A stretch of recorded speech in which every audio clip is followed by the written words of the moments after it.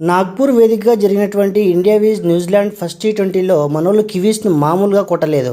అభిషేక్ శర్మ ఊచకోత, రింకు సింగ్ మెరుపులతో మ్యాచ్ మొత్తం ఎంటర్టైన్మెంట్తో సాగిపోయింది. అభిషేక్ శర్మ అయితే తగ్గేదేలే అన్నట్టు బ్యాటింగ్ చేస్తుంటే కివీస్ బౌలర్లకు దడ పుట్టింది. 35 బంతుల్లో 84 రన్స్ చేశాడు. ఏదో గల్లీ క్రికెట్లో చిన్నపిల్లల్ని కొట్టినట్టు స్టేడియం బయట పడేశారు బాల్స్ని.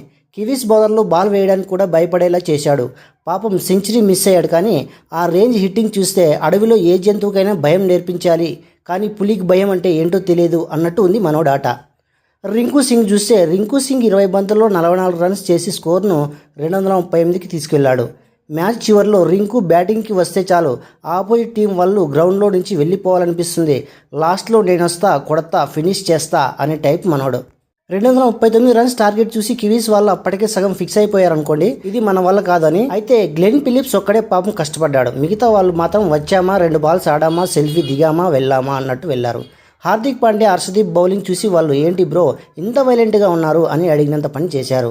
అభిషేక్ శర్మ కొడుతుంటే పండగలా ఉంది స్వామి, మాకు నాగ్పూర్లో బాల్ వేయాలంటేనే భయం వేస్తుంది అంటున్నారు కివీస్ బౌలర్లు. ఇండియా 48 రన్స్ తేడాతో ఘన విజయం సాధించింది. కివీస్పై మన హైయెస్ట్ టీ20 స్కోర్ నమోదు చేసి రికార్డ్ క్రియేట్ చేశారు.